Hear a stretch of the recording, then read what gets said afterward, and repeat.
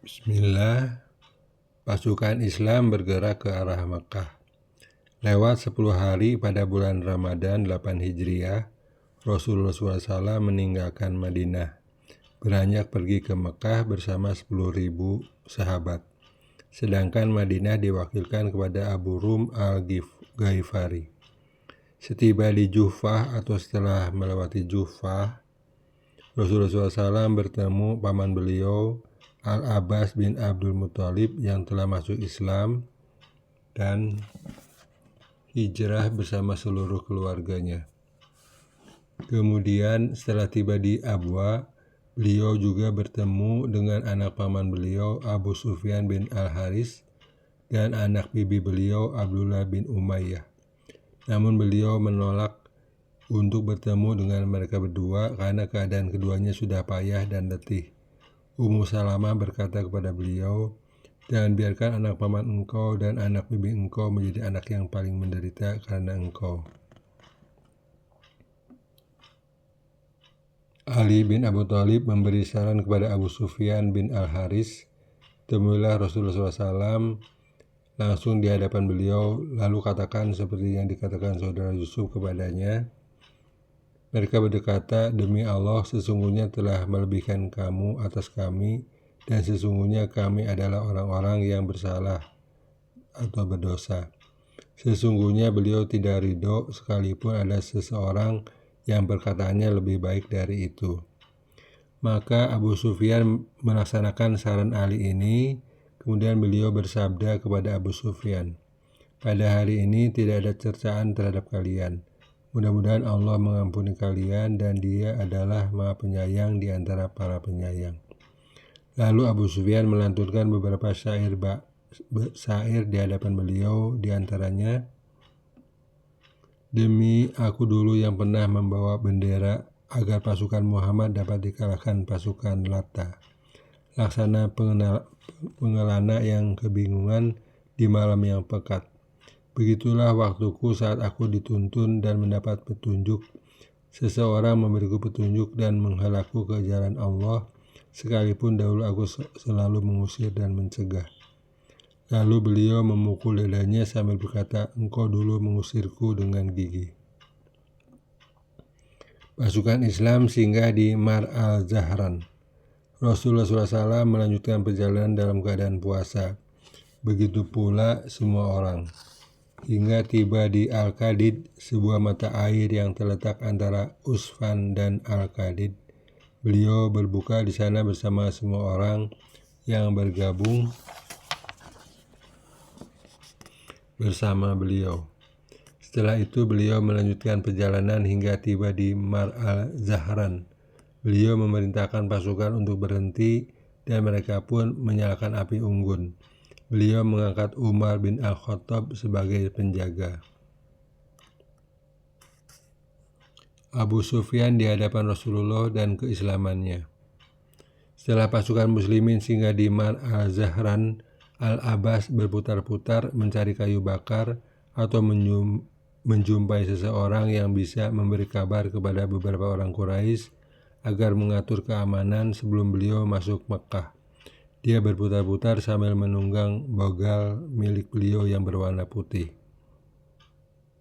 Allah menjadikan orang-orang Quraisy tidak mendengar kabar ini, sekalipun sebenarnya mereka selalu bersikap waspada.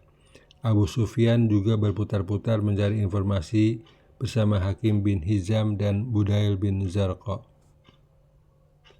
Al-Abbas berkata, "Demi Allah, ketika aku menunggang bagal beliau, itulah aku mendengar suara Abu Sufyan dan Budail bin Zarqa yang sedang berbincang-bincang." Abu Sufyan berkata, "Sekalipun tidak pernah kulihat nyala api dan pasukan yang seperti ini." Budail menyahut, "Demi Allah, ini adalah Khuza'ah. Mereka telah dibakar api peperangan." Abu Sufyan berkata, "Khuza'ah lemah dan sedikit jumlahnya jika dibandingkan dengan nyala api dan pasukan sebesar ini." Al-Abbas berkata, "Setelah aku yakin benar itu adalah suaranya, maka aku bertanya, apakah ini Abu Hanzalah? Rupanya dia juga mengenali suaraku. Dia bertanya, apakah itu Abu Fadl? Benar, jawabku. "Ada apa dengan dirimu? Demi ayah dan ibuku sebagai jaminanmu." Aku menjawab, "Itu Rasulullah SAW di tengah orang-orang. Demi Allah, amat buruklah orang-orang Quraisy."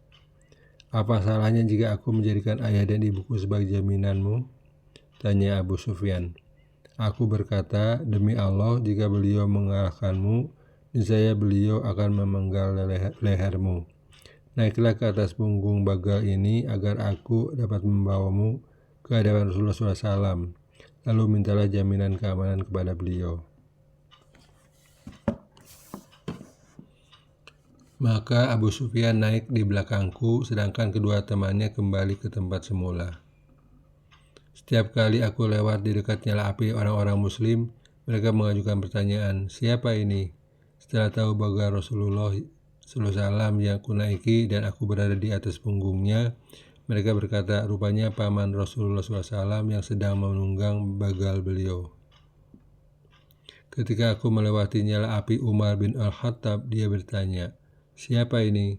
Lalu dia menghampiriku. Saat dia melihat Abu Sufyan berada di belakangku, dia berkata, "Hai Abu Sufyan, musuh Allah, segala puji bagi Allah yang telah menundukkan dirimu tanpa suatu perjanjian pun." Kemudian dia beranjak ke arah Rasulullah SAW untuk memperingatkan beliau. Aku menghela bagal hingga dapat mendahului Umar. Aku segera turun dari punggung bagal dan masuk ke tempat beliau. Setelah itu barulah Umar masuk sambil berkata, "Wahai Rasulullah, ini adalah Abu Sufyan, biarkan aku memenggal lehernya." Aku berkata, "Wahai Rasulullah, aku telah melindunginya." Kemudian aku mendekati lagi ke arah beliau dan kukatakan, "Demi Allah, tak seorang pun boleh berbicara dengannya pada malam ini kecuali aku." Karena Umar bin Al-Khattab terus memaksakan keinginannya, maka aku berkata, "Sebentar wahai Umar, demi Allah, andaikan saja ada di antara orang-orang dari Bani Adi bin Ka'ab berkata seperti apa yang engkau katakan ini." "Sebentar wahai Abbas," kata Umar, "demi Allah, keislamanmu benar-benar telah kucintai daripada keislaman Al-Khattab. Kalau memang dia masuk Islam, dan sepengetahuanku keislamanmu juga lebih dicintai Rasulullah daripada keislaman Al-Khattab." Rasulullah SAW bersabda, "Pergilah ke kemahmu wahai Abbas, besok pagi datanglah ke sini." Maka aku pun beranjak pergi. Besok paginya aku menemui beliau lagi. Ketika melihat Abu Sufyan yang juga ikut bersamaku, beliau bersabda, "Celaka kau wahai Abu Sufyan, bukankah sudah tiba saatnya bagimu untuk mengetahui bahwa tiada ilah selain Allah?" Abu Sufyan berkata, "Demi ayah dan ibuku sebagai jaminanmu, engkau sungguh orang yang murah hati, mulia, dan selalu menjaga hubungan kekeluargaan. Jauh-jauh hari aku sudah menduga andaikan ada sesembahan lain bersama Allah, tentunya aku tidak membutuhkan sesuatu yang pun setelah ini."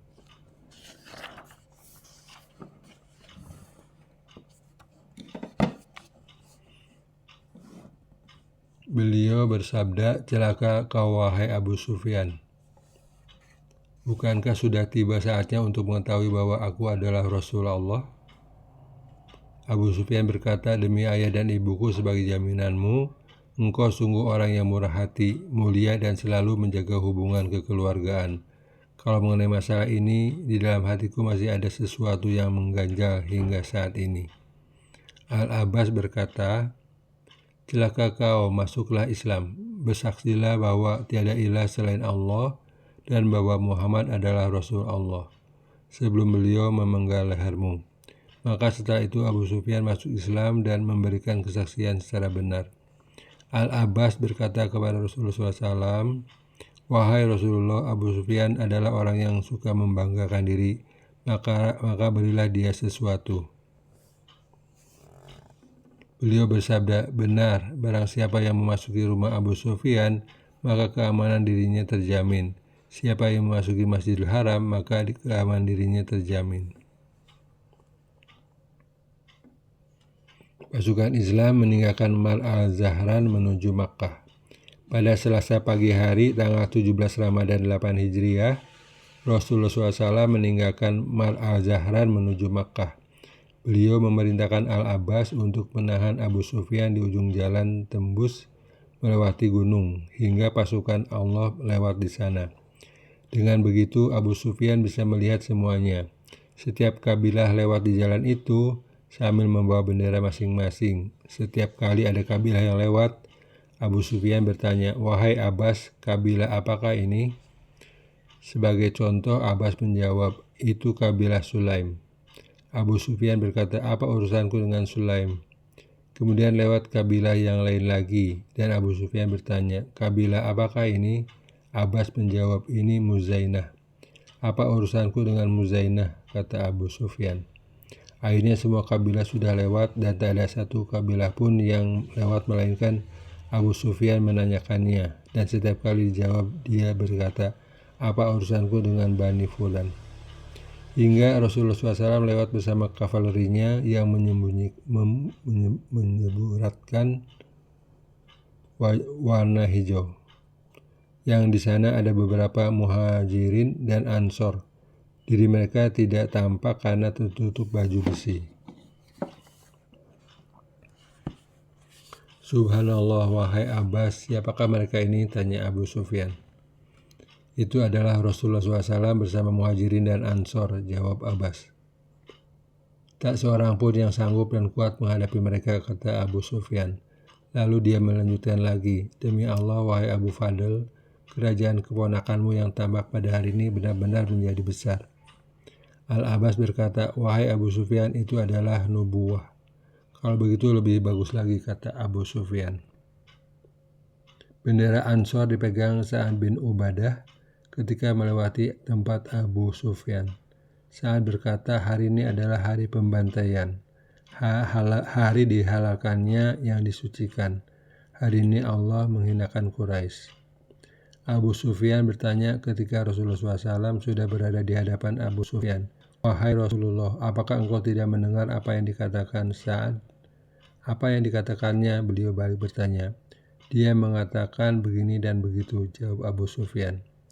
Utsman bin Abdurrahman bin Auf berkata, "Wahai Rasulullah, kita tidak merasa aman selagi dia masih mempunyai kekuasaan di tengah Quraisy." Beliau menjawab, "Justru hari ini adalah hari yang diagungkannya Ka'bah dan dimuliakannya Quraisy oleh Allah." Kemudian beliau mengirim utusan untuk menemui Sa'ad agar dia menurunkan bendera dan menyerahkannya kepada anaknya Qais. Tetapi ternyata bendera itu tetap berada di tangan Sa'ad. Ada yang berpendapat bendera itu diserahkan kepada Az-Zubair. Demikian sebagian kisah dari perang dan penaklukan Mekah dari kitab Sirah Nabawiyah penulis Syekh Safiur Rahman Al-Mubarakfuri. Semoga bermanfaat. Assalamualaikum warahmatullahi wabarakatuh.